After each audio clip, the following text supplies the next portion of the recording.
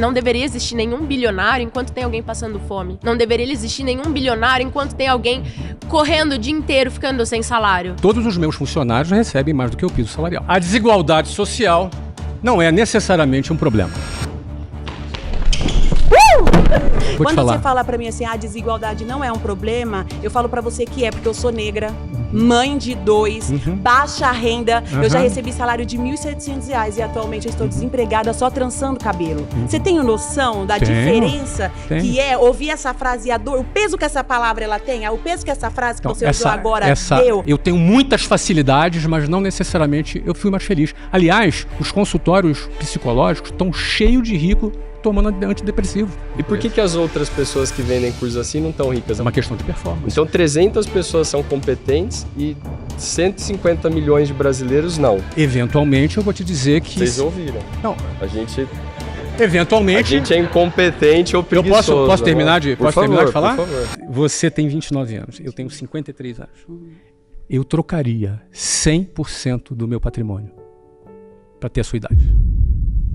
Meu nome é Flávio Augusto, eu sou empresário brasileiro, considerado bilionário, e hoje eu vou debater com 30 trabalhadores. A desigualdade social não é necessariamente um problema. Gata! Vai quebrar o iPhone do homem! Bom, a desigualdade social é o problema de tudo, né? Então não tem como não ser um problema. Eu acho que a gente vive num país dos mais desiguais do mundo, né? Um dos mais desiguais, baseado na colonização, que foi um processo totalmente desigual, de invasão, de usurpação de poder. Então é aquela coisa das 9 gerações que você falou. As pessoas estão há 500 anos tentando mudar, girar e seguir esse sonho de igualdade social, esse sonho de conseguir eu vou ser rica, eu vou ser milionário, eu vou ser bilionária. Mas a verdade é que pessoas como você dizem que as pessoas vão conseguir. E acabam estruturando, fazendo com que essa estrutura de que você sonha que você vai ser rico, ela se baseia com estruturas mais fortes. Porque quando você fala, olha, eu fui professor, eu peguei ônibus e fiquei rico. Você também pode ficar rico. Seguindo que o Brasil é um país muito desigual, as pessoas têm famílias desestruturadas, a estrutura das escolas públicas são péssimas, a estrutura das escolas particulares também são péssimas, é meio que um caça-dinheiro. Tu dá aula em escola pública? E uma só ou 2? Uma só, uma escola de ensino integral. Ensino integral? Entendi. Aonde? Itaquaquecetuba, Vila Ercília Algarve. Muito bem, olha só, olha o que eu vou te falar. Você sabe qual é o país considerado um dos menos desiguais no mundo? Suíça? Não. Qual? Índia. Índia? Por quê? Ele, estatisticamente, pelos números, ele é um dos países que tem menos desigualdade. Mas é o que tem mais gente, é o que mais foi explorado. Não, então. É um país que teve um processo de colonização pesado e que tem uma pobreza absurda. Então, a Suíça, é um país onde as pessoas ainda passam fome. Perfeito, exatamente. Mas você tem um índice de desigualdade menor. A Suíça, por exemplo, que você mencionou, ela é um país que tem um índice de desigualdade maior do que a Índia. Porque tem muitos bilionários? Porque você tem uma disparidade maior. O ponto é o seguinte, onde tem mais qualidade de vida, na Suíça ou na Índia? A gente sabe que é na Índia. O que eu quero dizer para você aqui, presta bem atenção no que eu vou te falar. O ponto que eu quero martelar contigo aqui, não é que eu fique feliz com as pessoas tendo uma situação desfavorável, de forma alguma. Mas o maior problema é a pobreza. É a pobreza. E como que a pobreza vai ser solucionada? Como que vai acabar com a pobreza? Te demitiram, Amanda. Fui demitida, desculpa. Valeu. Você falou demais, Volte me atrapalhou. Sempre. Eu falei muito, claro. Eu falei bastante. Muito obrigada, pessoal. Miriam! Seja bem-vinda, Miriam. Flávio, eu não sou intelectual, porém eu sou nascida e criada na comunidade. Aonde? Lá em Taipas, na zona norte de São Paulo. E lá, a realidade é uma só. Quem pode mais, chora menos, né?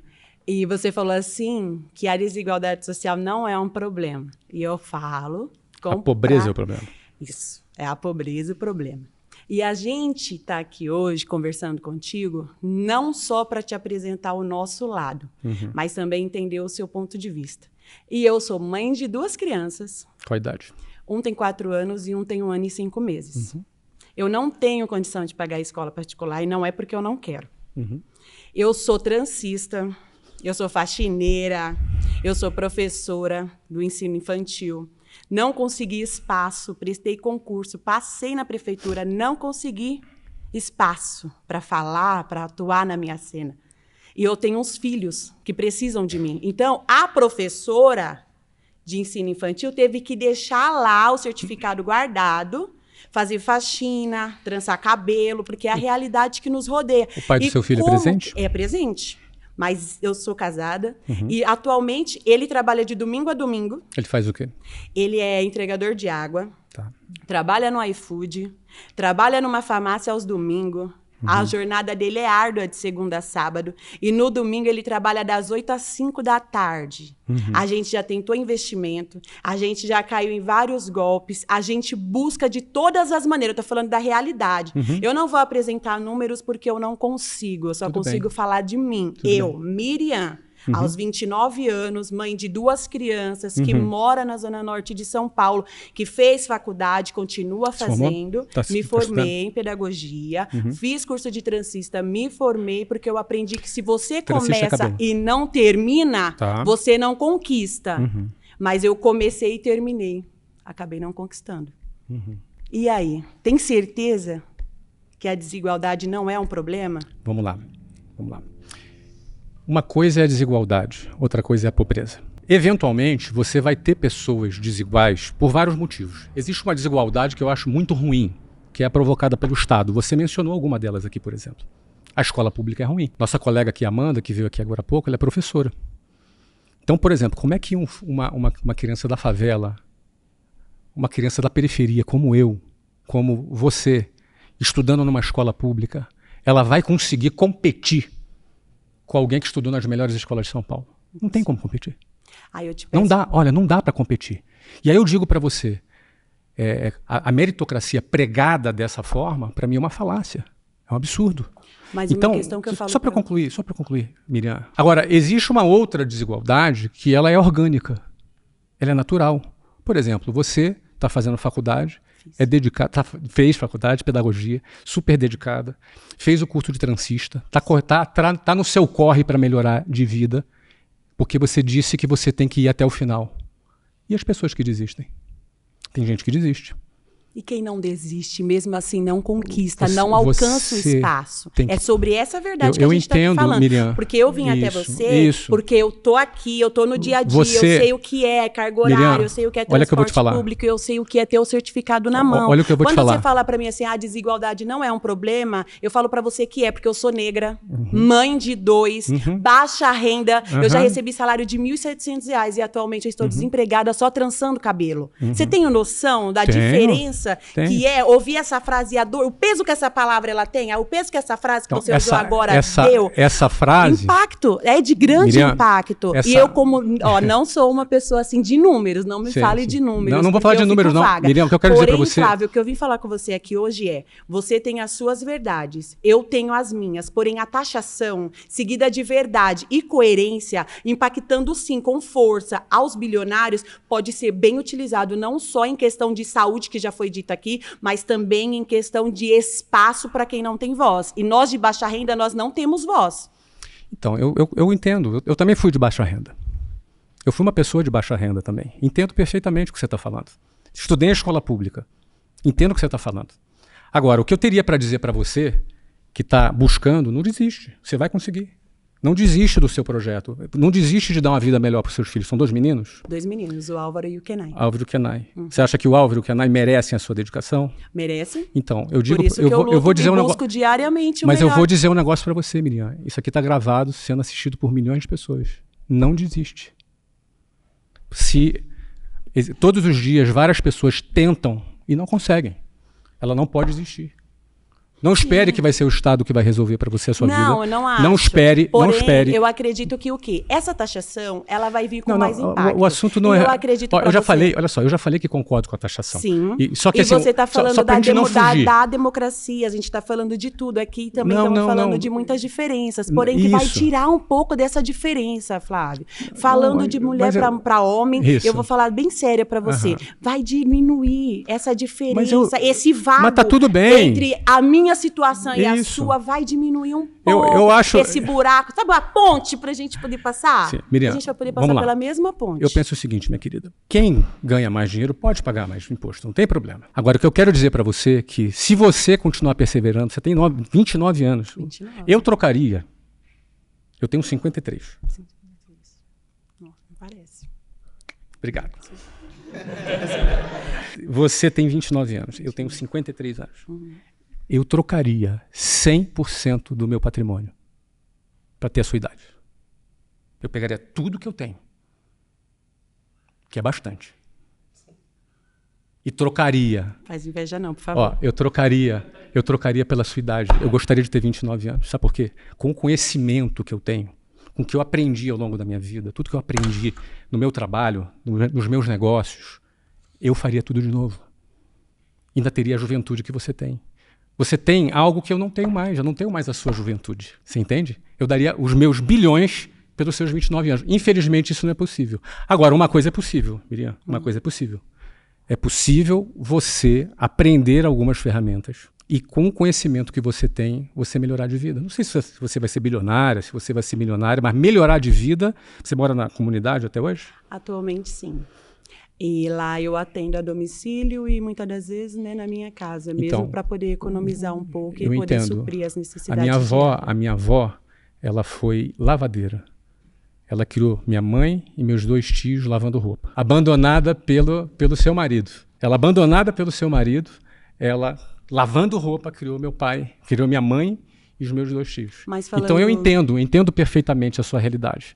E, inclusive, eu participo de projetos sociais em comunidades justamente para ajudar pessoas como você. Então, eu adoraria. Isso aqui está gravado. Se você topar, eu te ajudo a sair dessa. Eu vou topar, né? Então, eu vou topar. Topa? Claro. Tá gravado. Quero só ver, viu, Flávio? Você topa? Então, Flávio, depois a gente conversa no particular. Brincadeira à parte, muito obrigada. Viu? Valeu, minha querida. Valeu. Palma pra ela! Redentor!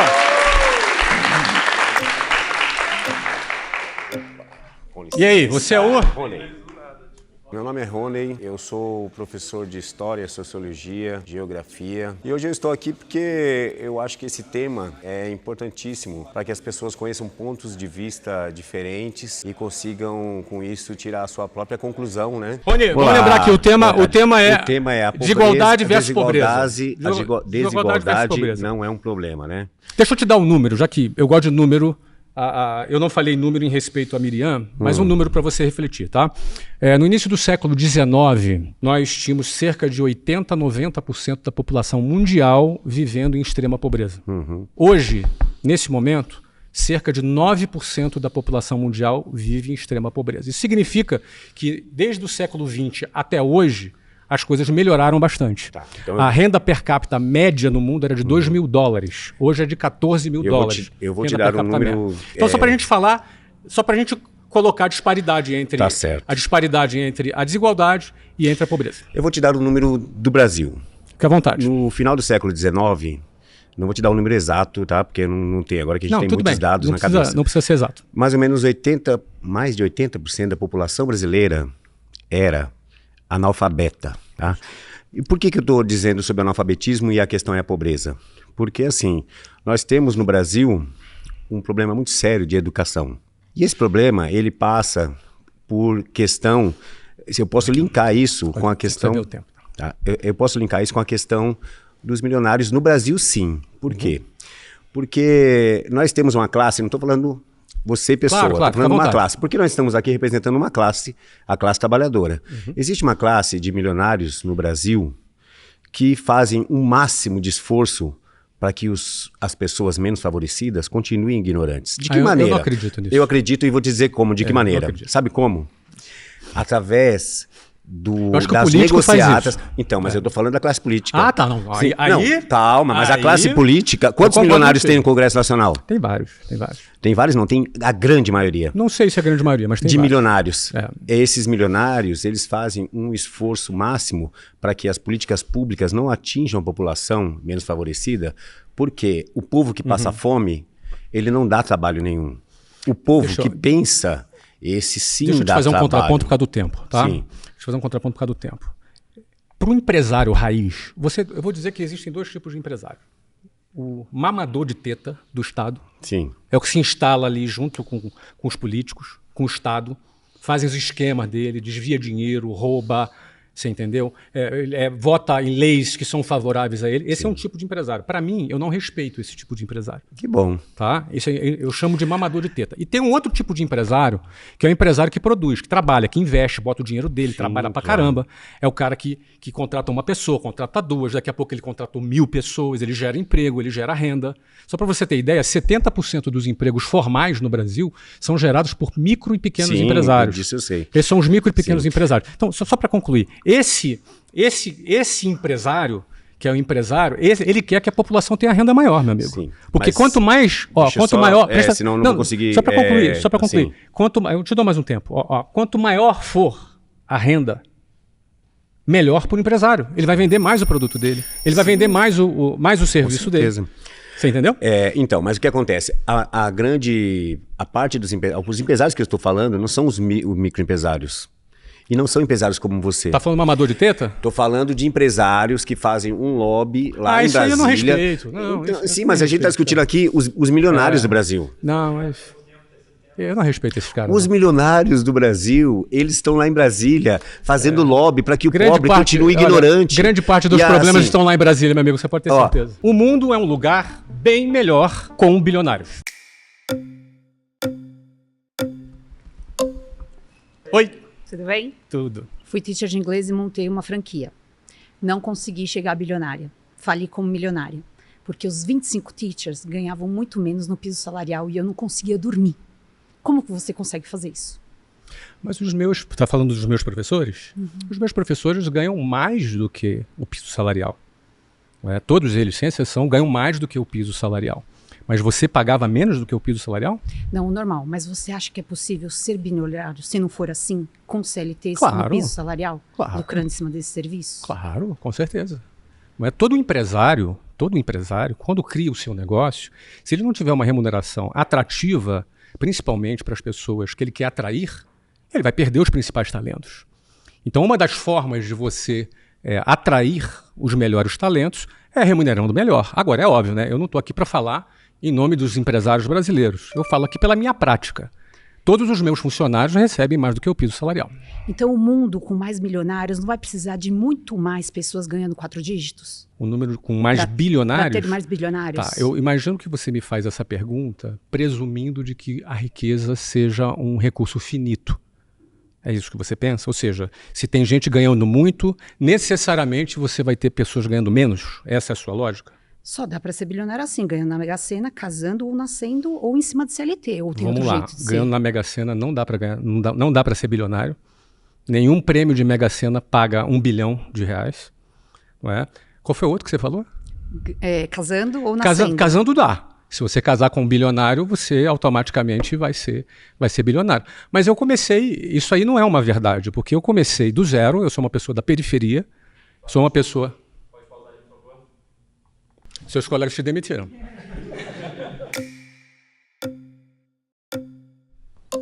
E aí? E aí, Flávio, beleza? Eu sou Juliano Reverso, eu sou radialista, palhaço e comediante. E eu vim aqui pra saber se ele consegue dormir tranquilo com a situação que tá as coisas hoje em dia, né? Você é o? Sou o Juliano Reverso. E aí, Juliano, vamos nessa. Eu discordo, eu acho que o mundo Discorda de quem? Eu discordo de você na sua afirmativa de que o mundo fica melhor com mais bilionários. Por que você discorda? Porque eu tenho uma tese de que as empresas que geram renda, que geram empregos, elas não dependem do bilionário. Se uma das suas empresas for uma cooperativa, ela continua funcionando normalmente. A figura central de uma pessoa acumulando a riqueza ali no meio não traz mais benefícios para a empresa ou para a sociedade. Só uma acumulação de riqueza na mão de uma pessoa. Por exemplo, se o dinheiro que você tem fosse brigadeiro, você conseguiria comer tudo? Não. Não. Claro que não. Você passaria mal, isso, exatamente. Enquanto muita gente que tem vontade de comer brigadeiro não vai poder comer. Qual é a solução, na tua visão? A solução, eu acho que passa por distribuição da riqueza. Porque assim, por exemplo... Como é que seria essa distribuição? Aí acho que é com o Estado, né? Sim, mas como é que o Estado deveria fazer essa distribuição? Eu acho que ele tem que taxação de imposto, taxação de grandes fortunas, Taxação de grandes. Você acha que a taxação de grandes fortunas acabaria com a pobreza no Brasil? Eu não acho que acabaria com a pobreza, mas eu acho que reduziria muito o abismo social que existe entre uma pessoa muito rica e uma pessoa... Vamos lá. A presidente do Partido dos Trabalhadores, a Gleisi Hoffmann, apresentou um projeto para a taxação das grandes fortunas. Nesse projeto que ela apresentou, a previsão é de se gerar 20 bilhões de reais por ano em receitas oriundas da taxação das grandes fortunas. 20 bilhões de reais é equivalente à arrecadação que o Estado faz de impostos em apenas 2 dias. Então você acredita que taxar as grandes fortunas resolveria o problema? E note bem, eu não sou contra taxação dos mais ricos. Não sou contra. Tá? Aliás, eu sou até a favor. É que eu acho que não... Só que eu só quero te mostrar o número. Às vezes a expectativa que a pessoa cria é que não, isso vai resolver o problema. São 20 bilhões de reais, que é apenas 2 dias de taxação. Mas eu não acho que resolve o problema, mas eu acho que não tem pílula dourada. Só que eu acho que todos os movimentos em prol de diminuir a desigualdade no país é louvável. Assim, eu contribuo... Você acha que seria mais justo, é isso que você acha? Eu acredito que sim. Maravilha. Por exemplo... Então, pode ser. Eu acho justo também uma pessoa que é mais rica pagar mais imposto. Eu não acho injusto. Assim como, por exemplo, eu acho justo, alguém que está em situação vulnerável ter um imposto negativo. O Bolsa Família, por exemplo, é um imposto negativo. A pessoa recebe do Estado um dinheiro. Até aí. Agora, o ponto é o seguinte, como é que a gente soluciona? Acho que esse é o ponto. Mas aí, como é que a gente soluciona o problema da pobreza? Acho que esse é o ponto. Então, mas aí, a minha pergunta para você eu devolvo é como que os bilionários podem fazer isso, então? Não é papel de um bilionário. Um bilionário é um empresário, né? O empresário, ele desenvolve os seus produtos, desenvolve as suas empresas para que elas criem a função social, que é gerar lucro. A principal função social de uma empresa é o lucro. É através do lucro que vem investimento, através do lucro que você contrata mais pessoas, que você gera mais empregos, que você faz investimentos e melhora a sociedade. Não é? Então, esse é o papel de um empresário.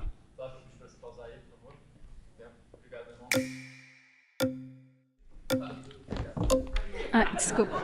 Ela estava com água na mão. É por isso.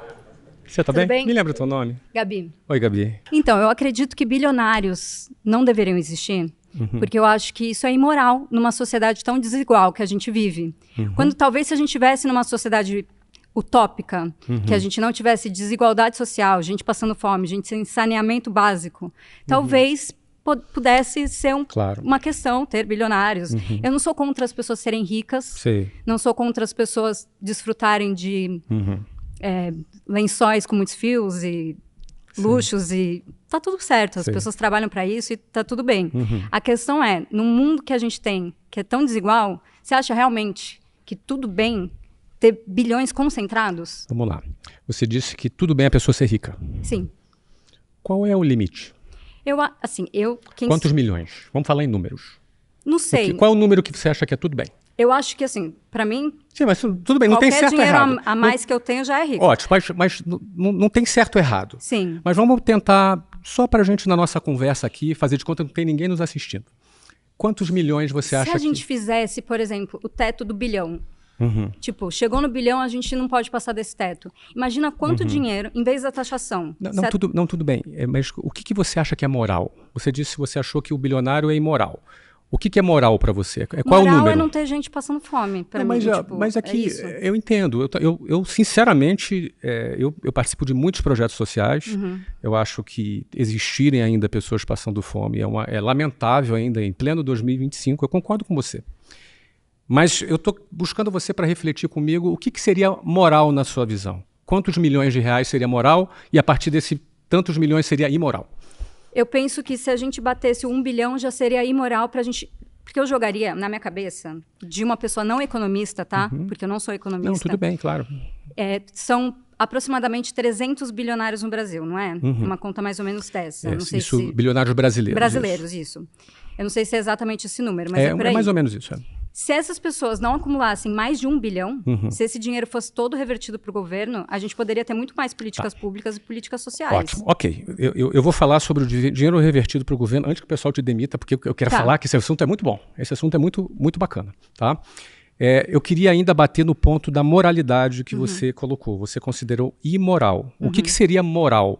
Qual seria o número? 10 milhões seria moral? 100 milhões seria moral? 1 bilhão já seria imoral? 1 bilhão para mim é extremamente imoral. Imoral. A gente foi para uma casinha que assim, ninguém consegue gastar isso nem na maior insanidade da vida, entendeu? No auge da loucura. Mas tem bilionário que quebra também.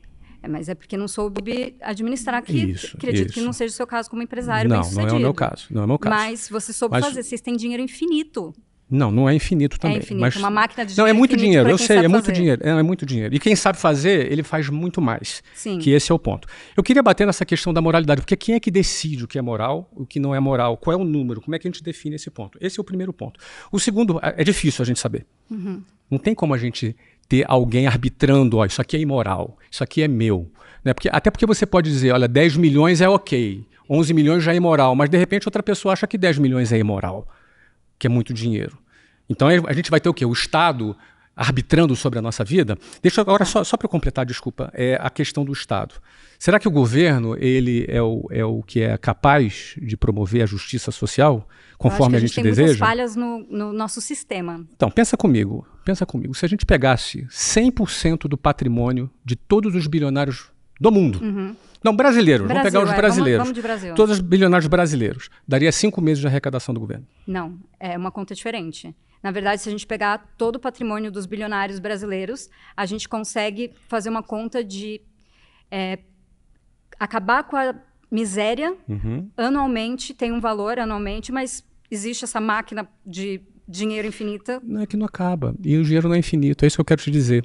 O governo brasileiro, ele arrecada em 5 meses 100% do patrimônio dos bilionários. 100%. E a arrecadação brasileira, ela vem aumentando, batendo recorde a todos os anos. Só que o que a gente vê no Brasil, infelizmente, não é essa solução acontecendo. A gente vê uma série de problemas que acontecem dentro do Estado, dentro do Brasil. Mas qual é a sua solução como bilionário? Mas a solução para acabar com a miséria, eu tenho uma solução, posso te dar. A solução é a redução de gastos públicos. Com a redução de gastos públicos, a gente abaixar a taxa de juros.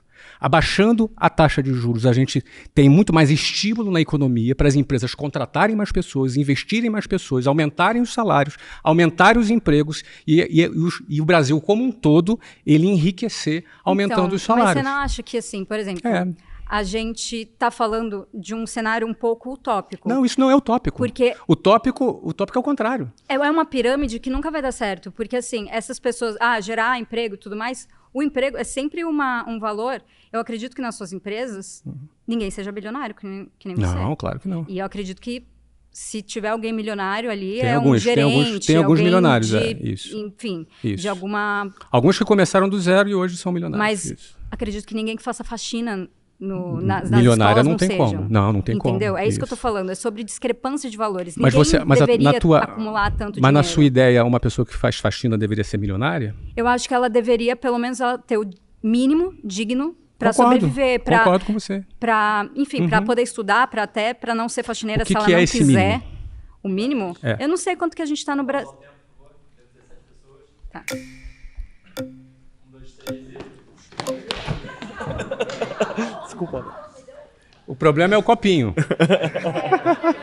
Meu nome é Paulo Henrique, sou professor de História e mestre em Economia Política e vim aqui debater a importância da taxação dos bilionários para a gente construir um Brasil justo e próspero. Me lembra teu nome, querido. Paulo Henrique, tudo bem, Paulão, Flávio? Vamos lá, Paulo. Flávio, você perguntou o que era imoral. Isso. Eu vou dizer vários dados aqui no Brasil que são imorais. O Brasil tem 860 bilhões de renúncia fiscal anuais de grandes empresas que não pagam impostos. Concordo. E que esse valor seria o suficiente para, inclusive, vários programas sociais. Ajudaria bastante isso. É o valor de 4 Bolsas Famílias, 3 programas de saúde, farmácia popular. Então, isso é imoral. Concordo. Segundo aspecto imoral, no Brasil, o imposto sobre heranças é 8% no máximo, enquanto países, inclusive Estados Unidos, se cobra 40% de heranças. Então tem várias distorções no sistema tributário brasileiro. Desculpa te interromper, eu queria até que você continuasse, mas eu queria pegar esse ponto aqui, até porque eu estou olhando o tempo. Você sabe a partir de quanto que o brasileiro precisa pagar do imposto sobre fortunas? Que é 8%? A partir de qual valor? Não sei, mas primeiro que é o seguinte, o imposto... Pronto, pode falar. Eu vou te falar. É R$250 mil. Pronto. Esse cara que tem 250 mil reais, na hora de transferir a sua herança para o seu filho, tem que pagar 8%. Eu te pergunto, esse cara é bilionário? Não é bilionário, mas veja... Não, rapidinho, eu vou só completar um número completo, se você me permitir. Pode ser? Pode. Então vamos lá, 250 mil. Você citou os Estados Unidos. Você sabe quanto é o imposto sobre ganho de fortuna nos Estados Unidos? Eu sei sobre heranças. Sobre herança, desculpa. Isso. Você sabe quanto é? Sim, são até 40%. É progressivo Isso. até 40%. Isso. E Boa. tem a isenção Boa. a partir de 3,5 milhões de dólares. Você errou essa parte. Essa parte você errou. Aí eu te digo, é 40%. 40 é maior que 8, não é? É, bem maior. Bem maior, não é Bem verdade? maior. Então, os Estados Unidos devem cobrar mais de imposto do que o Brasil, não é isso? Sobre heranças, sim. Sobre herança, né? Sim. Não é. Sobre heranças, sim. Porque é acima de 5 milhões de dólares. Sim. Ou seja, apenas heranças acima de 5 milhões de dólares são tributadas. E isso se a pessoa não tiver uma Também estrutura... não são bilionários que pagam também. A partir Não, de esse é bilionário, 5 milhões de dólares. 5 milhões de dólares. Não é bilionário. Não, bilionário não é. Não, mas os bilionários também sim. pagam. Isso. Os bilionários também pagam. O que eu quero dizer é que, na média, quando você faz essa diferença, hoje a arrecadação de imposto sobre herança nos Estados Unidos, ela é de aproximadamente 0,18%, enquanto no Brasil é 0,16%. Então é praticamente a mesma coisa. Mas tem países que, inclusive, pagam mais. A França paga mais. Mas se você for ver a faixa de isenção, tudo bem. Problema do Brasil, sabe qual é o problema do Brasil? É que a faixa de isenção é muito baixa, porque ela não foi reajustada. Por exemplo, imposto de renda, você paga a faixa dos 27,5%? Não pago. Você está abaixo dessa faixa? Abaixo. Ok.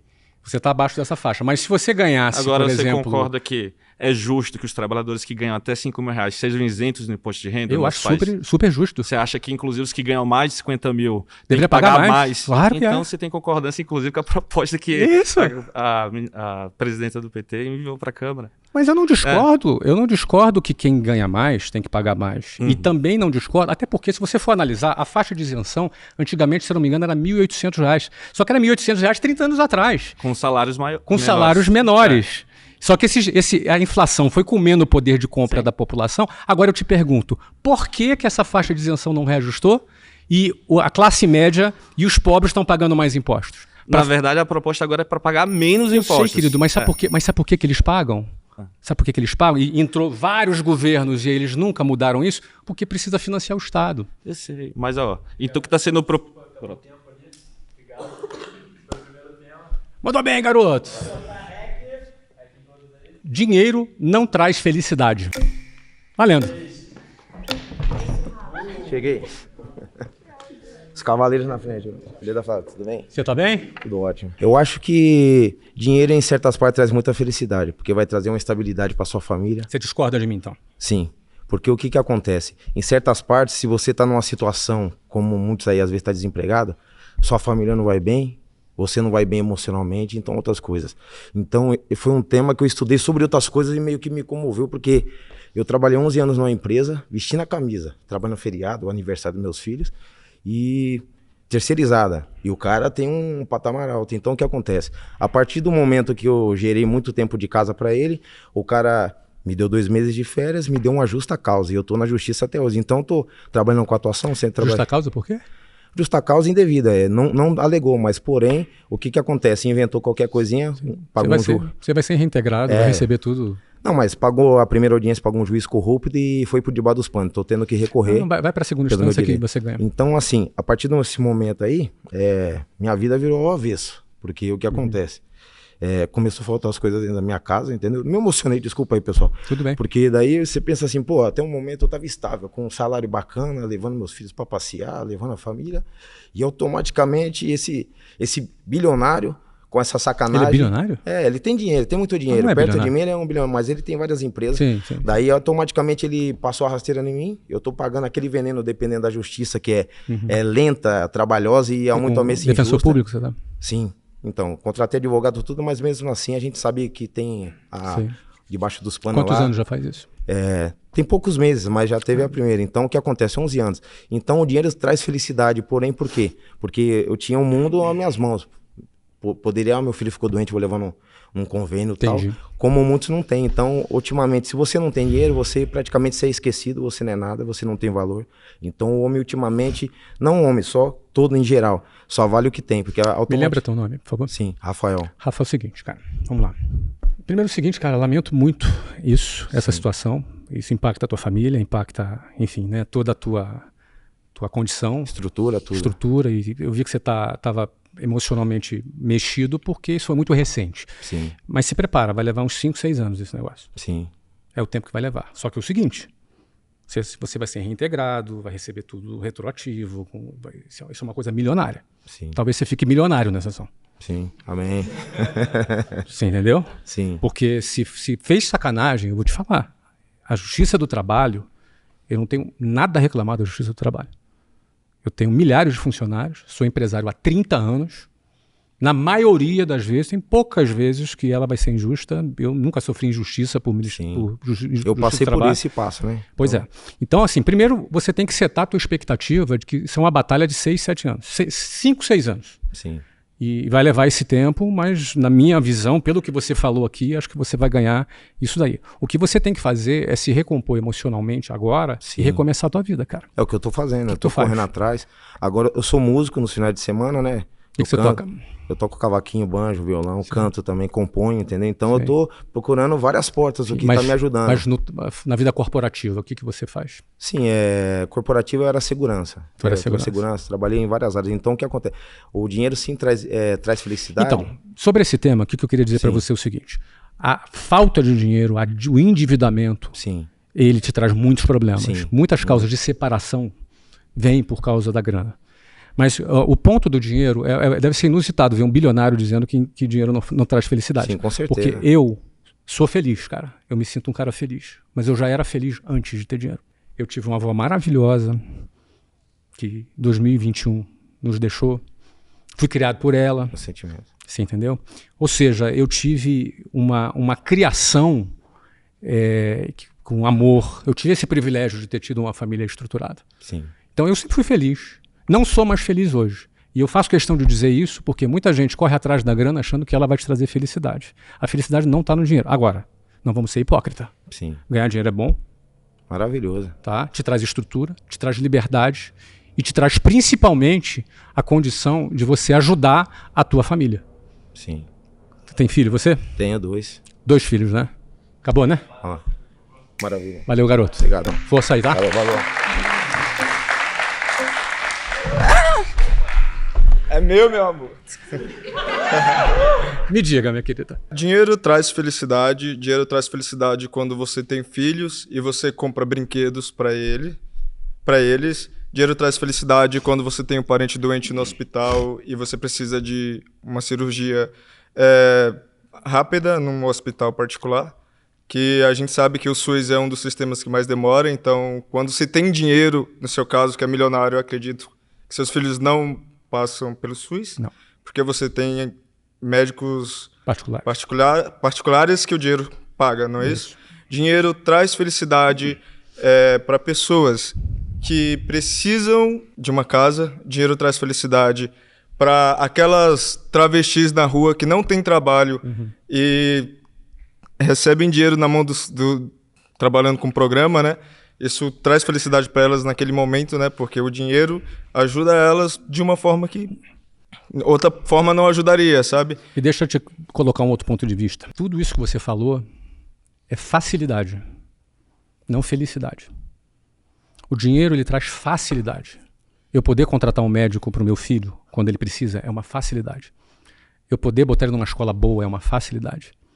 Eu poder fazer tudo isso que você disse, que eu acho que é o objetivo de cada pessoa, é uma facilidade, não felicidade. Felicidade é o que você tem dentro de você quando você coloca a tua cabeça no travesseiro. Então eu vou dar um exemplo para você do que o dinheiro compra e do que o dinheiro não compra, por exemplo. O dinheiro compra uma cama? Sim ou não? Compra. Compra o sono? Sim. Não. O dinheiro compra um plano de saúde? Compra. Compra saúde? Não. Mas dá possibilidades de aumentar o tempo de vida. Concordo. Então, compra. Não, calma. Vamos lá. Você na UTI, você paga a tua alta dessa UTI? Não paga a tua alta. Então, porque se dinheiro não traz felicidade, porque você traz um curso que ajuda a pessoa a ficar milionária? Porque você vende um curso... Eu não vendo esse curso. Não tenho esse curso. Mas o seu curso não ajuda as pessoas Não, eu tenho um curso de inglês. Tudo bem. É isso, não é curso de... Eu não ensino as pessoas a ficarem milionárias, não. Não é a minha área de atuação. Então não. Mas o dinheiro traz felicidade. Bom, o dinheiro, na minha visão, que eu estou passando... O dinheiro traz estudo quando você consegue pagar uma faculdade. Isso tudo é facilidade. É facilidade. O dinheiro traz diploma. Facilidade. Não é uma facilidade. Claro que é. Não é uma facilidade. Se você, por exemplo, quando você tem um diploma, não é mais fácil conseguir um emprego? É uma facilidade. A felicidade, cara, é aquela coisa que a gente sente, que não depende do dinheiro que a gente tem. Aí eu falo isso, vou falar de novo da minha vozinha aqui, que eu quase chorei da outra vez aqui, que eu falei dela aqui. Mas aquela mulher, ela sustentou 3 filhos lavando roupa e ela era sorridente. Ela morreu com 91 anos sorridente. Ela é um dos meus maiores exemplos de vida. Eu digo para você que isso é felicidade. É aquilo que pulsa dentro do nosso coração por um propósito. Quando a gente tem propósito, quando a gente sabe a nossa missão e o que a gente quer realizar. Isso nos traz felicidade. Agora, eventualmente, a gente vai ganhar grana. E eu digo, não sou hipócrita. É bom ganhar dinheiro. Vale a pena se dedicar para ganhar dinheiro. E quando tu ganhar dinheiro, quando você ficar rico, de repente, você não é rico.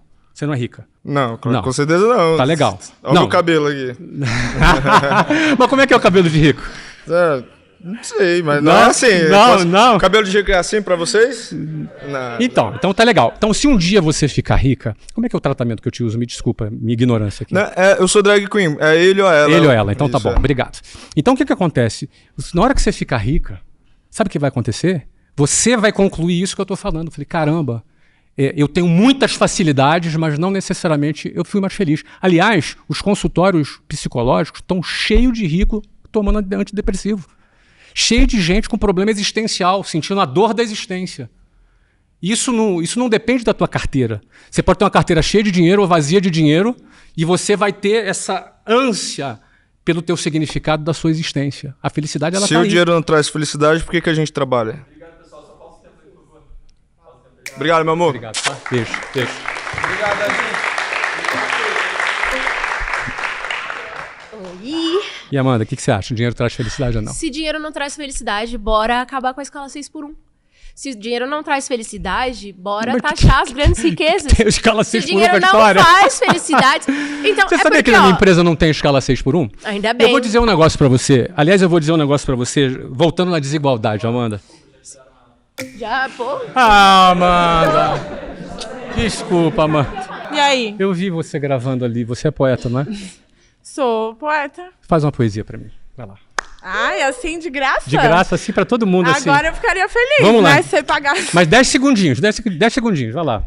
Mostra a tua arte pra milhões de pessoas. Não, aqui. vim aqui pra falar sobre porque o dinheiro não traz felicidade e eu concordo com você. Concorda comigo? O dinheiro realmente não traz felicidades, inclusive, lembrando a fala da nossa amiga ali, se nós voltamos na época de que o Brasil foi colonizado, a gente faria essas perguntas, por exemplo, pros indígenas. Uhum. E para ele não faria sentido, essa pergunta não traria felicidade mesmo, porque a vivência deles são outras. Uhum. Né? Mas o que é ser rico para um índio? O que é ser rico para um índio, por exemplo? Eu acho que para eles é ter tempo, sabe? Tempo eles é uma riqueza para eles. Tempo é riqueza, entendeu? Então você concorda que dinheiro não traz felicidade? Concordo. Então tamo junto. Mas eu tô aqui... Sim, mas quero te trazer meu ponto também, né? Porque não é só sobre ditar essa fala, né? O pessoal te demitiu, minha poeta querida. Você não quis falar tua poesia, que pena. Opa, desculpa. Você é Eu sou a Carol. Carol. Siga, Carol. Bom... Dinheiro não traz felicidade. Essa é a minha opinião. O que você acha? Eu discordo em questão porque a felicidade financeira, ela ajuda e impacta muito nas pessoas.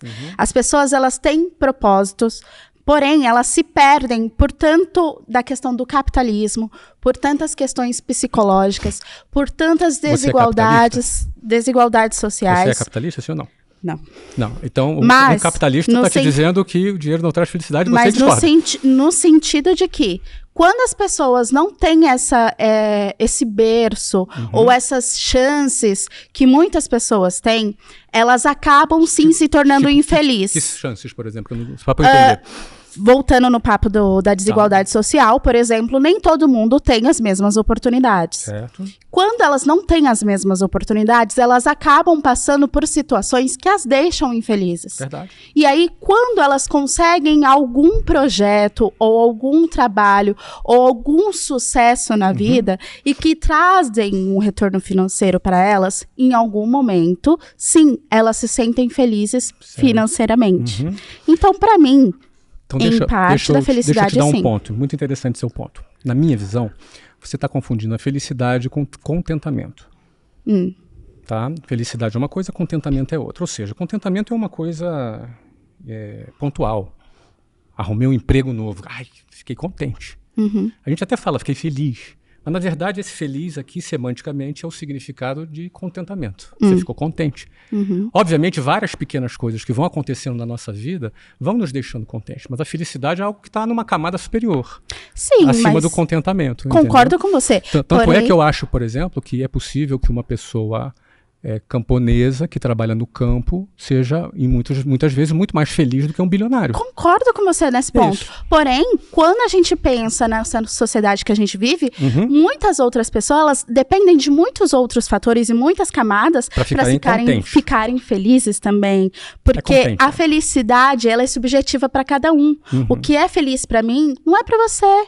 Então, se eu vejo na questão financeira que felicidade me traz um retorno, tá ótimo, mas pro outro talvez não traga. Então ela Carol, é subjetiva. Eu vou te sugerir o seguinte.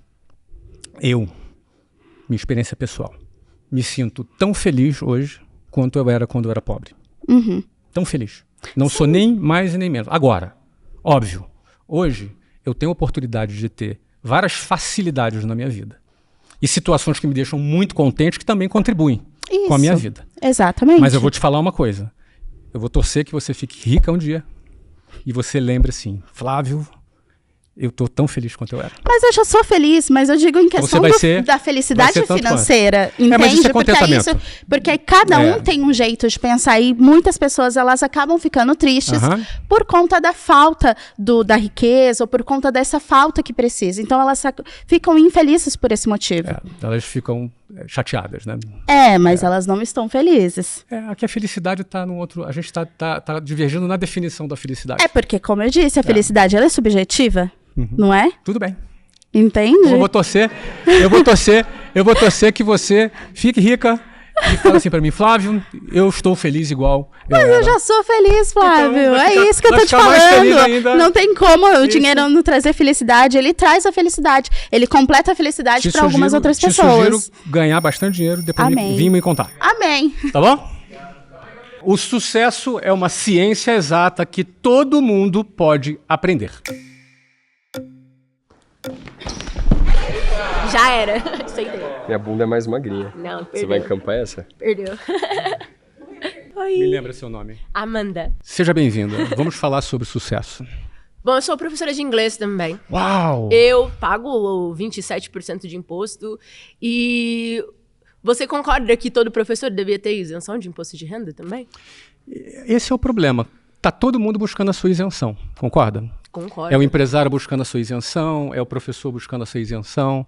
Eu, sinceramente, acho que ninguém deveria ter isenção, nem o professor e nem o empresário. É verdade, deveria ser proporcional, certo? Isso, porém, duas coisas. A primeira coisa que tem que acontecer, a faixa de isenção hoje está muito baixa.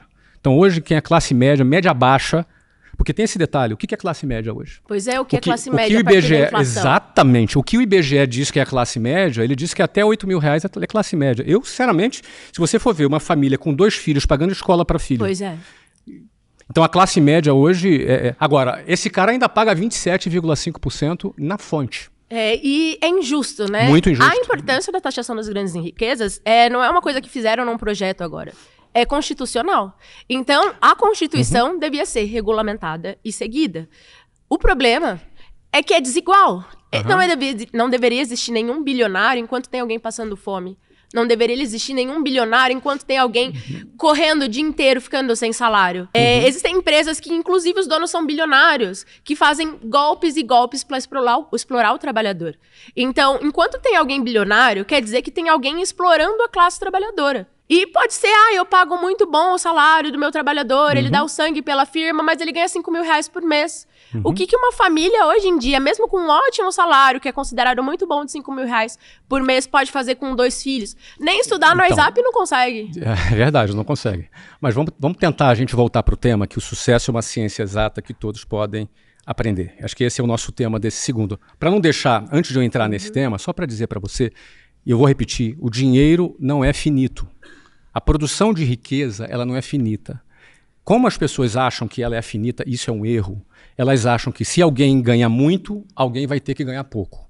Então, não existe essa correlação entre ganhar pouco pela razão de que alguém ganha muito. Mas então, essa é só para a gente corrigir. Mas essa é a questão principal. O sucesso, todo mundo pode alcançar.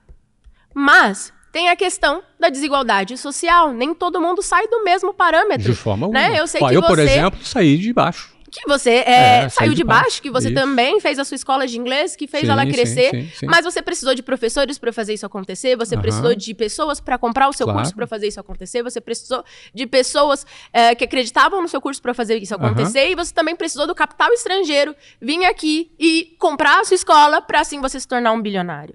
Então, foi capital nacional. Foi nacional? Que bom, eu pensei que tinha sido estrangeiro. Isso. Mas, nesse sentido, o sucesso não é igual para todo mundo, porque não é todo mundo que tem o ponto de partida. As pessoas não têm acesso à universidade. Eu sou professora de inglês numa escola pública. E quando eu entrei lá, eu acreditei que as pessoas queriam estudar inglês e que todo mundo ia ensinar inglês para todo mundo de boa. Mas a verdade é que elas nem querem estudar. Elas estão no sentido de seguir, eu vou ficar rica, porque o sucesso é algo imaginário. O sucesso, o que é o sucesso? Então, eu pergunto para você. É relativo. O que é o sucesso para você?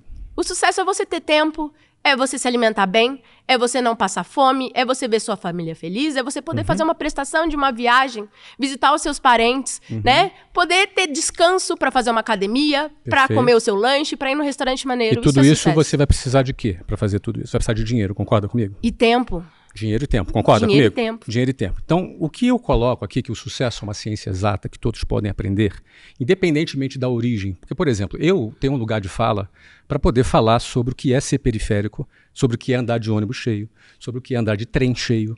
Não é? Eu sempre estudei em escola pública, então eu sou uma pessoa que vem de baixo, que passou perrengue dentro de um ônibus lotado. Imagino que você já deva ter pegado um ônibus lotado. É uma coisa realmente que é um grande perrengue. Eu gastava 5 horas por dia dentro de um transporte público. Então, eu que venho desse lugar... Me lembra teu nome? Amanda. Amanda, desculpa, Amanda. Então, eu que venho desse lugar, Amanda, tenho propriedade para dizer que é possível aprender a sair dessa situação e entrar numa situação melhor. E eu te explico como. Tá? Hoje no Brasil, a mobilidade social ela funciona da seguinte forma.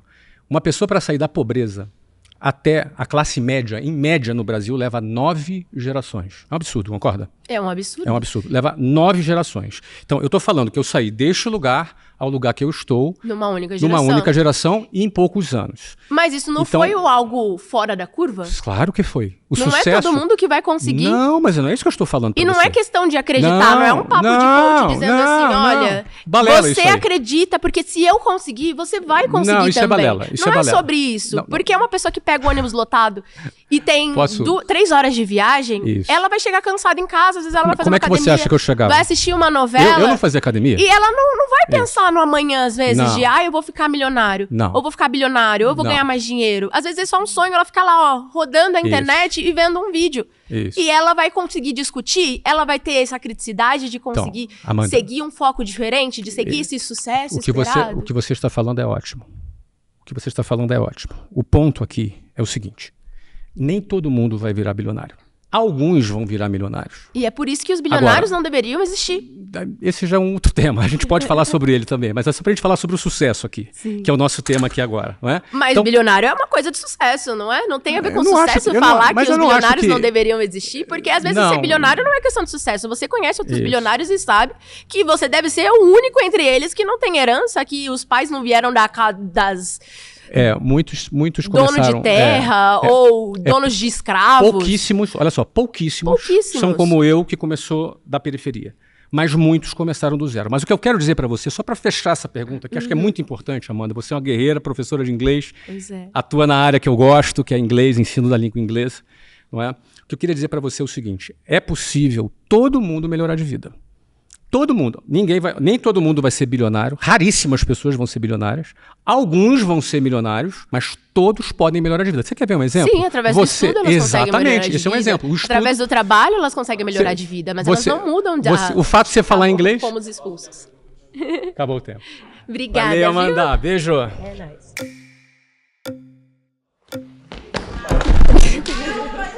Você vai ficar de novo aqui? Deixa eu vou dar uma catracada. De verdade. Meu nome é Luiz Felipe, sou geógrafo, sou professor. E hoje vim conversar sobre a profunda desigualdade que existe no Brasil, no mundo, e a importância de rever políticas de tributação para uma espécie de equiparação ou redução das desigualdades e das injustiças diante da existência de 3 mil bilionários no planeta hoje em dia. Boa tarde. Meu caro, é o seguinte, falando da questão do sucesso e voltando um pouco ao debate moral, Ótimo. Eu só queria lembrar uma coisa que os bilionários e empresários eventualmente esquecem, que é como os poderes no Brasil não estão divididos entre políticos e empresários. No Brasil, a maioria dos políticos são empresários, a maioria dos empresários são políticos e, curiosamente, eles são brancos, são pessoas que não começaram do nada, talvez você seja uma exceção, e são pessoas que usam as políticas públicas para se enriquecer. Nunca faturei um centavo de dinheiro público. A maioria. Que bom se você for uma exceção. Mas a gente vê estelionatários usando a Constituição para se favorecer e concentrar um capital, que a colega estava falando, de cerca de, só no Brasil, né, 2 trilhões de reais. Isso é em patrimônio. 10% disso pagaria 2, 3 vezes o Bolsa Família. E pior, acho que concentra uma responsabilidade de tomar decisões que é muito poderosa e que vai limitar, por exemplo, a valorização de um professor, de uma enfermeira, de um bombeiro, de um policial. Não limita. Limita porque eu nunca vi ninguém ficar bilionário sendo professor, policial, bombeiro, não vai ser. Ou uma pessoa que limpa a casa de alguém, ou que é uma pedagoga. Desculpa te interromper, é só para a gente não deixar conceitos assim equivocados no ar, né? Eu concordo com você com parte do que você está dizendo, mas não existe correlação a riqueza de alguém com a pobreza de outra pessoa. Existe. Não existe. Existe porque a exploração do capital, da forma como você pensa, poderia um dia deixar todo mundo milionário. Isso gera inflação. A gente vê, por exemplo, hoje uma bolha de bitcoins que não tem serventia absolutamente alguma para a humanidade, porque não gera emprego. Mas que está lá produzindo uma concentração de riqueza brutal, quando esse dinheiro podia estar sendo distribuído pagando salários no mínimo mais justos para a população. Como é que seria essa distribuição desse dinheiro? Um salário mínimo, por exemplo, 5 vezes maior do que é o atual. A gente viu que a reforma trabalhista do Temer, depois do golpe, precarizou muito a vida dos trabalhadores. O que você acha que aconteceria se o salário mínimo, que eu adoraria que fosse 5 vezes maior, mas do ponto como o Brasil é estruturado hoje, o que você acha que aconteceria se o salário mínimo hoje, a gente fizesse assim, ó, e ele fosse 5 vezes maior? Você teria que tirar esse dinheiro de algum lugar, é a conta que o Congresso está tentando fazer. A questão é que quem está lá dentro, que é menos de 1%, não é factível porque quem decide as leis não quer pagar mais imposto. Porque são milionários, são multimilionários. Mas eu topo pagar mais imposto. Mas então convence os seus colegas ali que fazem lobby no Congresso a pagar mais também. Não, eu topo pagar mais imposto. Se a gente conseguisse que esses 1% pagassem mais imposto, não é os 5% da Glaze, é 20, 30. Como é que é teu nome mesmo? Luiz. Desculpa, Luiz. Sabe o que precisa acontecer? É pegar uma planilha e fazer essa conta. Pois é, mas ela é feita. Não, mas eu vou te dar um exemplo. O projeto da Glaze que você está falando, está mencionando agora... Que é super conservador. Mas beleza, esse projeto dá 20 bilhões. 20 bilhões é 2 dias de arrecadação. Vamos tributar mais. Mas o que você acha que acontece? Então, vamos lá. O que você acha que acontece se a gente tributa bem mais do jeito que você está falando? Os ricos têm que pagar a conta. Você acha que os investidores do agronegócio vão mudar para Zurique para plantar soja lá na Suíça? Você sabe quantos dos 10 brasileiros mais ricos têm residência fiscal no Brasil? Me ensina. Não sabe esse número? Dá um chute. Dos 10. 10 mais ricos do Brasil. Que sejam os 10 morando fora. Então, são 9. Tudo bem, mas... Apenas um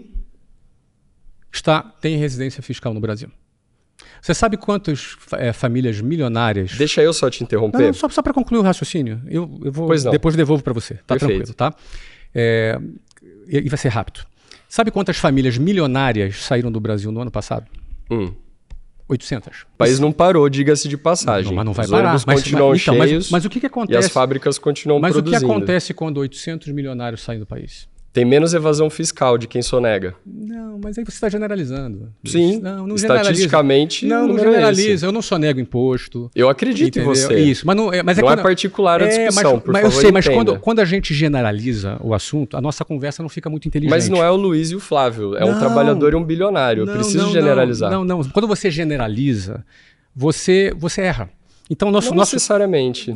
Toda generalização... A OMC e a OCDE têm um projeto, por exemplo, que está tramitando em escala global para fazer essa tributação globalmente.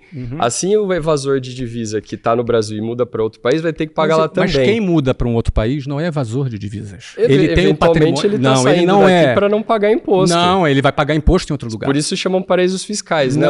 Não necessariamente. Os Estados Unidos não é um paraíso fiscal. E a principal destino do brasileiro é os Estados Unidos, ele não é paraíso fiscal. Será que lá eles estão aumentando a fortuna, mesmo com a política agressiva do Trump? Eles estão aumentando a sua fortuna e a pobreza lá está crescendo junto? Mas isso é um outro tema. Vamos concentrar no nosso. É uma questão de causa e consequência. Não, vamos concentrar. Lá eles se esforçam menos que no Brasil? Vamos lá. Não, lá eles trabalham. E quem trabalha? Os mexicanos, os latinos, a população pobre ou os milionários? Não, todo mundo trabalha. Eu trabalho 12 horas por dia. Eu acredito, mas a sua recompensa é proporcional de um entregador de aplicativo? É que você está abrindo muitas janelas, Luiz. Perfeito, porque a discussão moral é essa. A discussão moral... Não, negativo. A uma recompensa justa. Uma pessoa que trabalha de maneira honesta dentro daquilo que ela pode fazer, Luiz, é um trabalho justo. Porque esse trabalho não é remunerado à altura. Porque eventualmente você vai ter que cobrar mais imposto de um milionário para pagar mais uma pessoa que faz serviço doméstico. Luiz, se a lei criar parâmetros para isso, vamos focar, senão essa pessoa vai ter que fazer dessa maneira. Vamos focar porque a gente está falando coisas aleatórias, tá? Vamos focar aqui. A gente está falando aqui sobre as famílias, as 800 famílias que saíram do Brasil no ano passado. O que acontece quando uma família milionária sai do Brasil? Ela para de empregar, ela para de aplicar o capital dela naquele país e passa a trabalhar, a produzir e aplicar o capital dela no capitalismo financeiro, o investimento não produz renda. Veja o caso das criptomoedas, por exemplo. Não gera emprego nenhum. Mas eu não estou falando de criptomoeda. Os investidores que não estão abrindo fábrica no Brasil. O país está se desindustrializando, você sabe melhor que eu.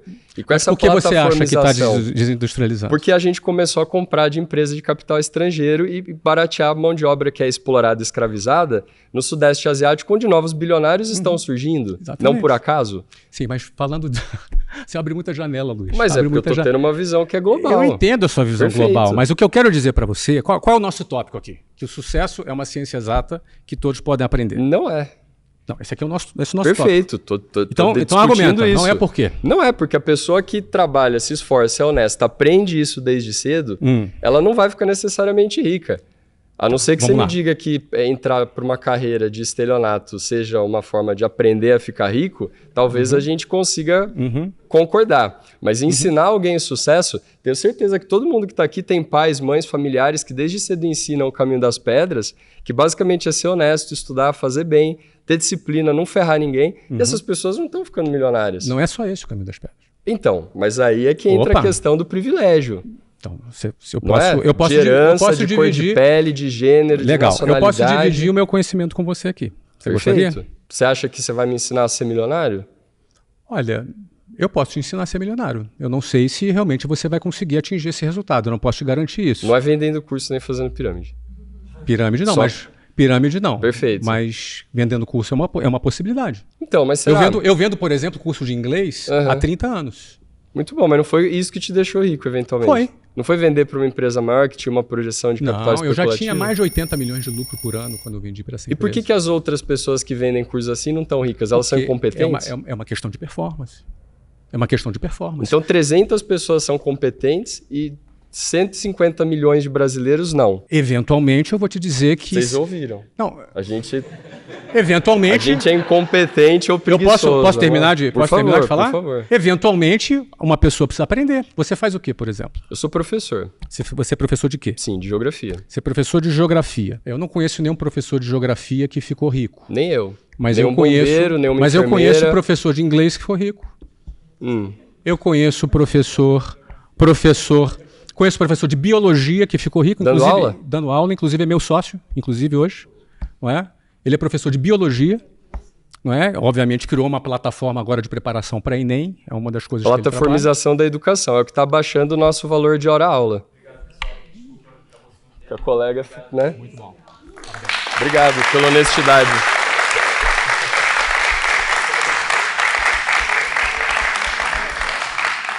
Quem deposita sua esperança no Estado termina sua vida pobre e frustrado. Voltei. Você tinha falado no primeiro tema sobre quem vai arbitrar sobre o que é moral e imoral em relação à quantidade de dinheiro que uma pessoa acumula ou não, certo? Então você acha que a dificuldade é encontrar quem vai arbitrar, quem vai dizer o que é moral ou imoral.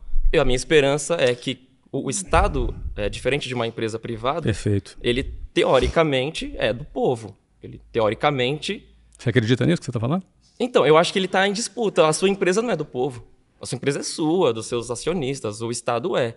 A questão é... Mas você acredita mesmo no que A minha você tá esperança não está no Estado. A minha esperança está na nossa organização enquanto sociedade, enquanto classe trabalhadora, para que a gente consiga, através do Estado, trazer essa arbitrar sobre o que é moral e imoral em relação à grana. Essa é a sua esperança. E a minha frase é justamente essa, que quem tem essa esperança termina pobre e frustrado. Mas então... Eu vou dizer um negócio para você, Juliano, do fundo do meu coração. O que a gente... Eu tenho 53 anos, cara. O que a gente mais vê é corrupção, é desvio de dinheiro. É sacanagem acontecendo em tudo quanto é lugar. Entra governo, sai governo. Entra orientação ideológica para um lado ou para o outro. A gente vê. Eu só vou falar rapidinho porque eu posso ser demitido e você não. E antes que eu seja... Não, mas eu preciso falar. Mas aí só para trazer mais argumentos, aí você poder... Pode falar. A gente está aqui nessa dinâmica e eu venci essa corrida para chegar aqui e ter esse tempo para falar com você, certo? Perfeito. É um prazer falar contigo. Sim, está sendo bem agradável. Porém, eu tô preocupado com os meus colegas que querem falar também. E eu quero ouvir eles assim. Eles vão ter tempo. Então a gente socialmente se organiza. Que bom. Você falou agora há pouco que você é feliz. Então, eu acho... Você consegue ser plenamente feliz sabendo que a gente está vivendo uma situação de desigualdade com pobreza? Só porque eu não tenho... A gente precisa entender o que é a responsabilidade individual de cada um de nós. Eu não posso carregar a culpa, como você fala, não é culpa. Das mazelas da humanidade. Eu não acredito que você seja culpado. Mas é o que eu estou te falando. Eu não posso carregar o peso das mazelas da humanidade. O papel... Eu não sou governo, eu sou empresário. Então eu penso, meu querido, que cada indivíduo deve achar o seu caminho e não contar com uma entidade chamada Estado. Mas é que as corridas começam em pontos diferentes. Eu conheço muito bem. Eu comecei bem atrás. Eu comecei... Não, nunca me esqueço disso. Claro eu comecei... Juliano, deixa eu falar, Juliano. Eu comecei, Juliano, querido, 5 horas dentro do ônibus, cara. Eu sei o que é isso. Eu sei o que é chegar em casa meia-noite para acordar 5 horas da manhã no outro dia. Eu sei o que é isso, cara. E você sabe que você sozinho não consegue resolver o problema, que você falou isso para mim mas não foi o Estado que resolveu o meu problema. Não, mas você resolveu o seu E problema. eu vou te dizer mais. O Estado é o maior criador de desigualdade social do país. O Estado é um ente em disputa. Tudo bem, mas quando o ente... Ele está na mão de quem causa os problemas. Se eu tivesse acesso ao Estado, eu estaria trabalhando por soluções. Olha, mas quem traz a solução é um empreendedor. Não só. Opa! Valeu, obrigado. Deve ser tua última vez, então foi um prazer, tá? Um prazer por tudo de bom, cara.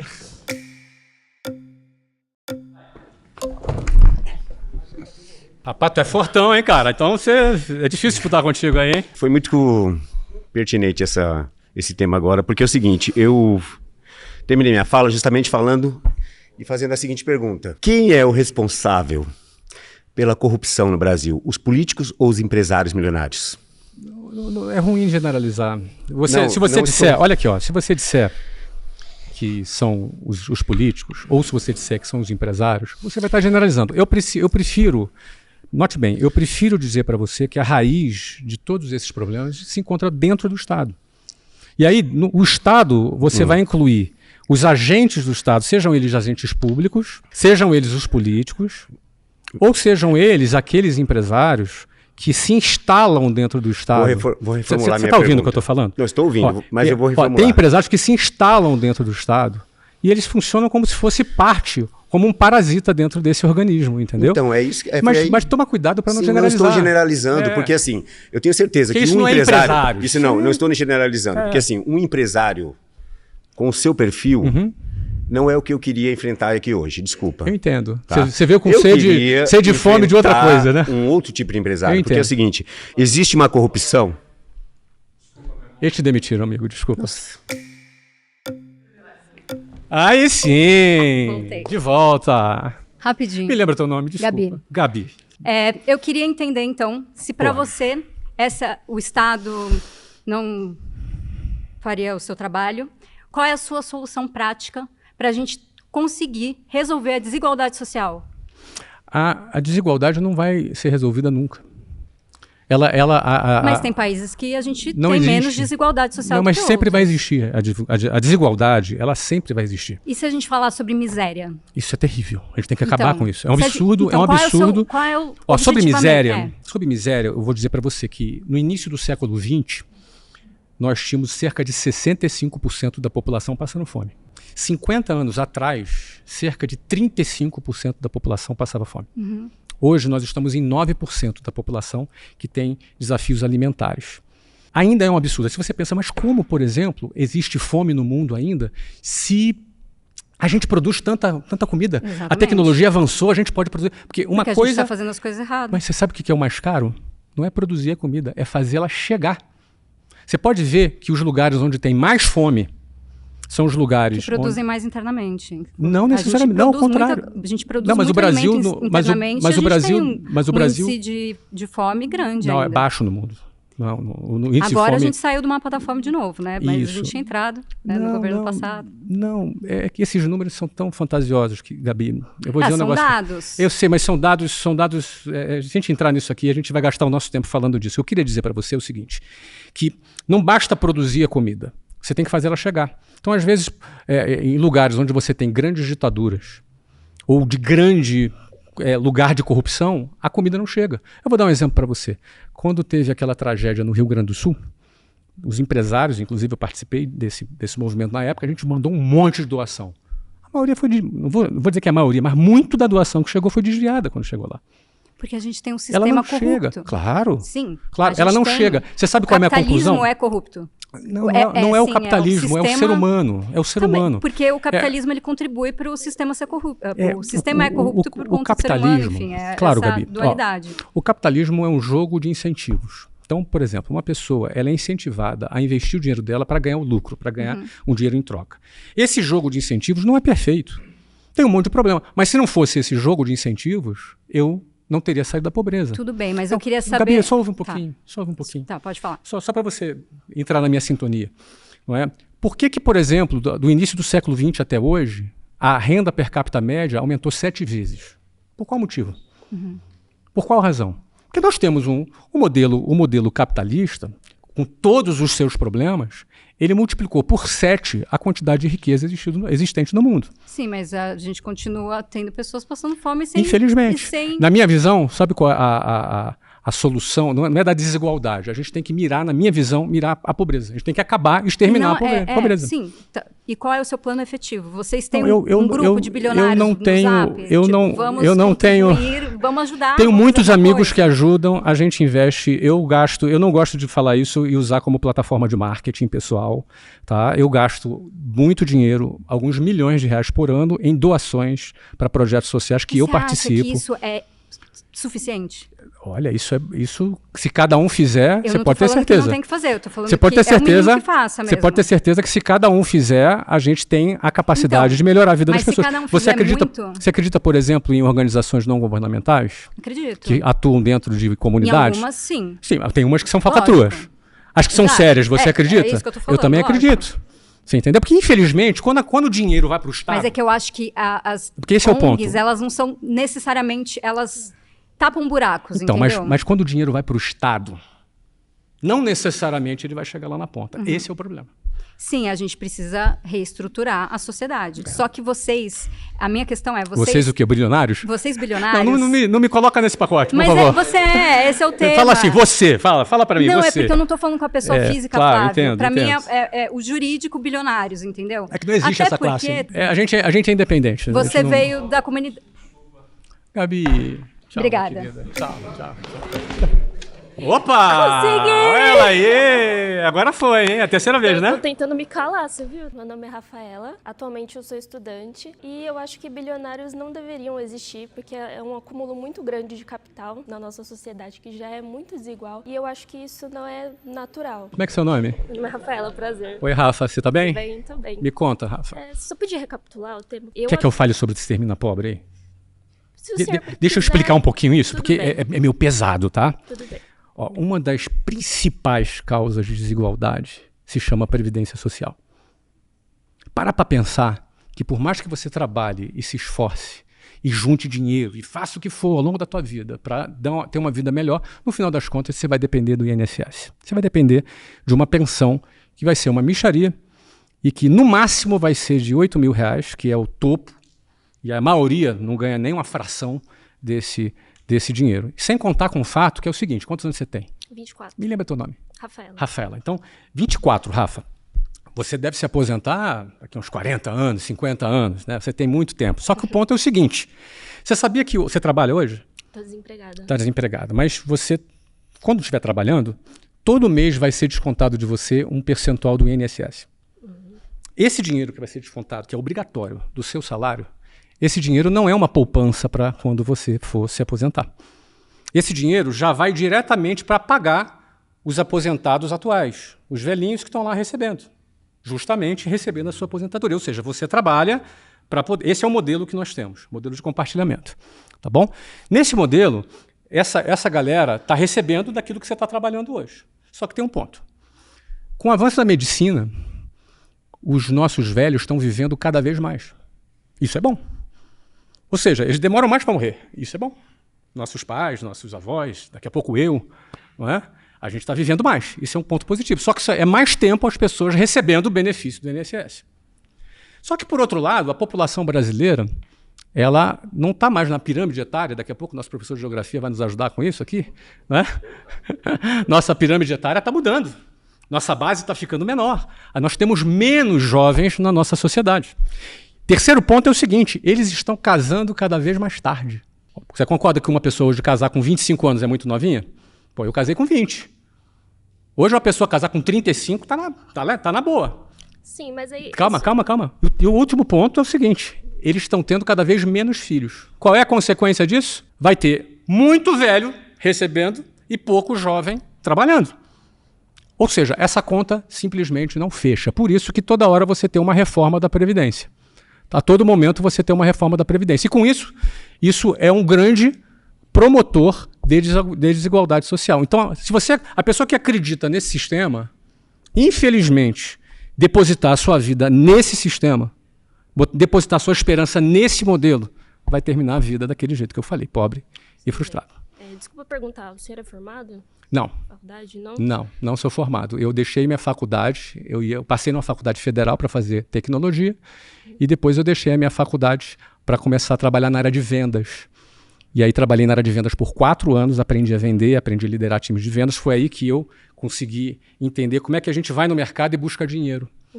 Então, aprendendo a vender, eu criei a WhatsApp, que é uma escola de inglês, e abri a primeira escola em 1995, depois eu abri 400 dessas escolas em todo o Brasil. O senhor concorda comigo que a maioria dos seus profissionais que trabalham na sua empresa, assim, falando de professores principalmente, eles, de certa forma, não dependeram do Estado para poder se formar? Alguns? Você acha que sem o Estado... Não necessariamente. Alguns talvez fizeram... Porque, assim, tem muitas pessoas que não conseguem. Hoje em dia, eu, por exemplo, passei numa faculdade federal, um bom exemplo. porque eu não tinha outra opção. Se não fosse estudar numa escola pública, eu jamais conseguiria pagar uma faculdade. Mas acabou, você vê que o caminho do meu crescimento não foi pelas vias acadêmicas. O meu caminho do crescimento foi por outros caminhos. Várias outras coisas, certo? Por exemplo, tem uma pessoa que recebe um auxílio do governo. Temos 30 segundos. Perdão, você quer mesmo? Você não foi ainda, na moral. É que eu ia trazer um fechamento interessante. Não pode ser. Deixa eu só te trazer 2 boas notícias. Só um minutinho. O declínio da mortalidade não aconteceu graças ao capitalismo. O declínio da mortalidade acontece apesar do capitalismo. Ele vem da ciência, da criatividade, do empenho dos trabalhadores que são exaustivamente explorados porque a criatividade vira mercadoria.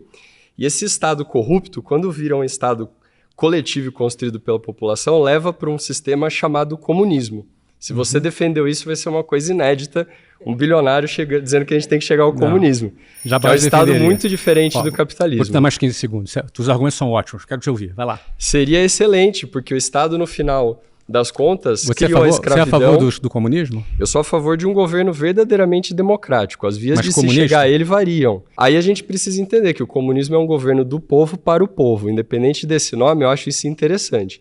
A China é uma experiência hoje que se diz comunista. Que não é comunista. E é um governo que tem características muito autoritárias, mas falando de estatística, nos últimos 60 anos a China tirou 500 milhões de pessoas da pobreza. Uma ditadura é sempre um caminho mais curto. Mas falando em estatística, se eu vou me gabar do capitalismo que reduziu a pobreza, a China pode se gabar porque com o autoritarismo reduziu também. A minha tese é inegável. O Estado é um recorte da população. O Estado não é como empresa privada porque ele está em disputa.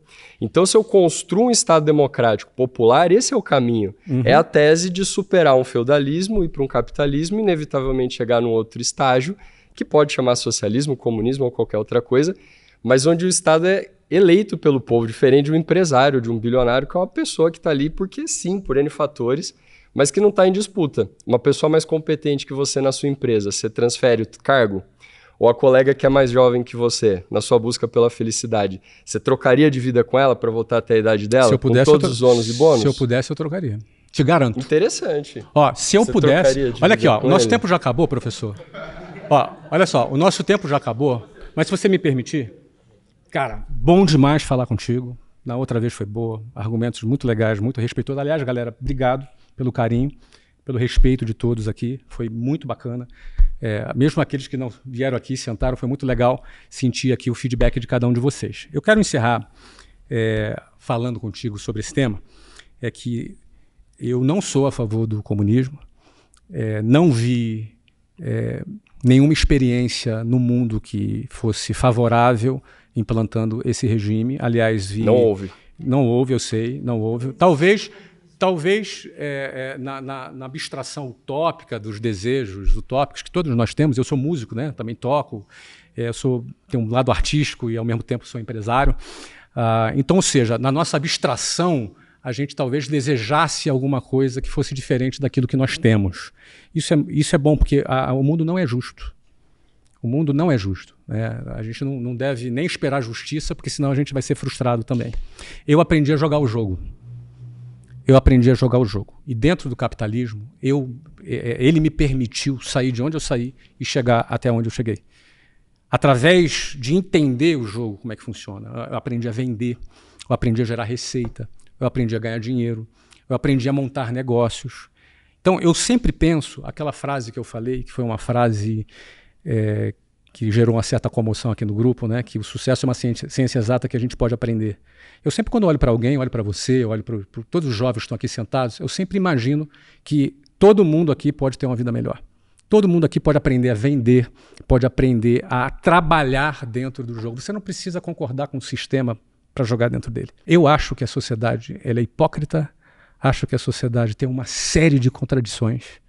Eu acho que quando eu olho para o mundo, eu não me sinto animado quando eu olho para os políticos e nem com o modelo do que se chama democracia no Brasil. Não gosto do que eu vejo, mas ou eu vou entrar num ciclo interminável de descontentamento e, cara, sei lá, vou virar um revolucionário, você entendeu? É porque eu sou uma pessoa muito intensa, ou eu jogo o jogo. Eu entendi que eu posso jogar o jogo. Eu entendi que eu posso fazer isso respeitando as pessoas. Eu entendi que eu posso fazer isso de forma honesta. Eu entendi que dá para fazer isso tentando ser justo. Nem sempre a gente vai ser justo em todas as situações. Nós somos seres humanos, não é?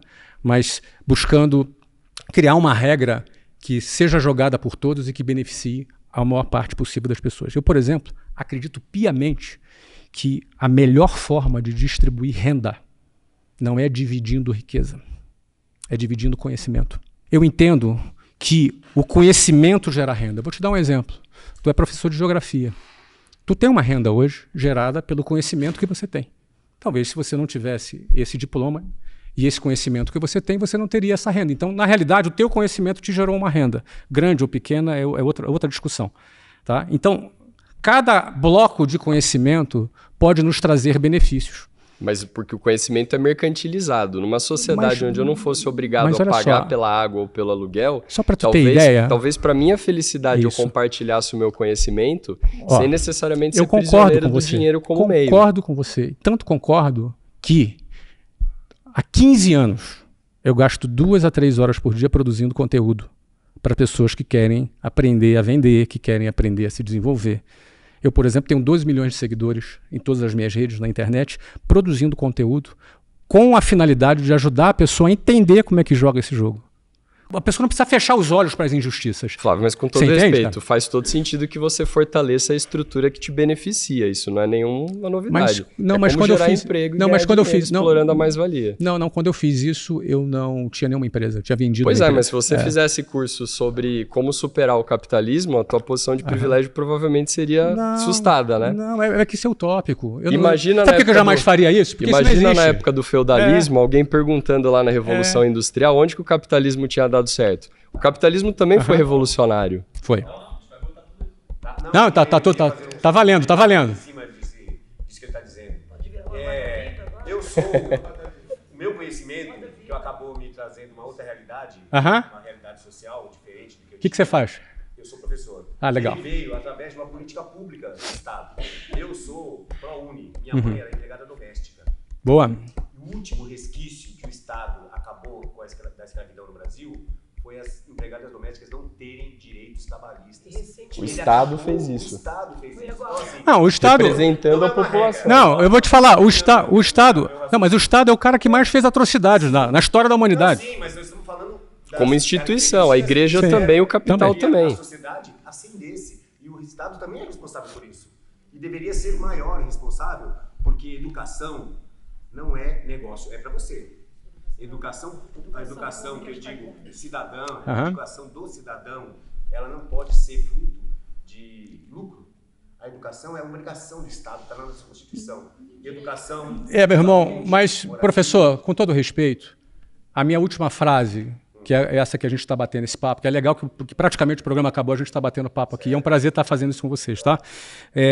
Cara, quem depositar, eu falo isso com dor no coração, mas falo, quem depositar a sua esperança no Estado vai terminar a vida pobre e frustrado. Olha, muito legal terminar aqui esse debate. Aqui todos foram muito pacientes comigo, eu procurei ser paciente também. Foi um papo de altíssimo nível.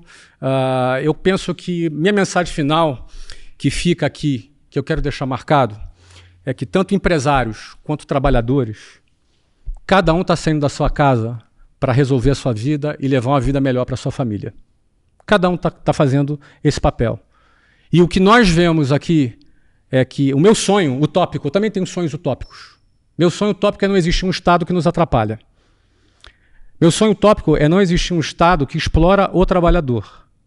Porque a lei, a CLT que existe hoje, ela desconta de você, ela faz uma série de descontos de você, ela desconta na tua fonte, ela te paga, ela sequer remunera a inflação sobre o seu FGTS. Tem um modelo que, na minha opinião, as pessoas recebem um valor. Por exemplo, uma pessoa que ganha 10 mil reais de salário, ela vai receber uns 6,5, 6.800. Só que ela custa para a empresa 20 mil, quase 20 mil reais. 19 mil e pouco.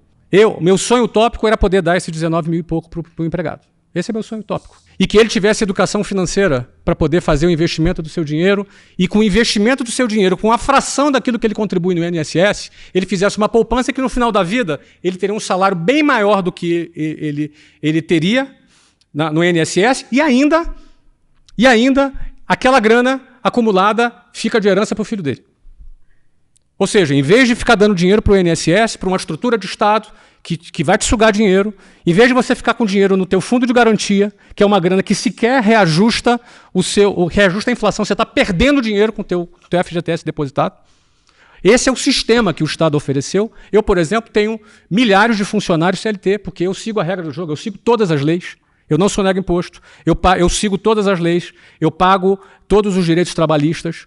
Só que este modelo é um dos maiores criadores de desigualdade social, que é aquilo que a gente tanto gostaria de ver diminuindo no Brasil, no mundo como um todo. Não é alguma coisa que você vai tirar para sempre, mas a pobreza é nossa obrigação moral de acabar com ela. Então, eu espero aqui que o papo tenha sido bom e fica aqui o meu abraço a você que assistiu esse episódio. Um abraço para todos e obrigado pelo carinho, tá? Valeu.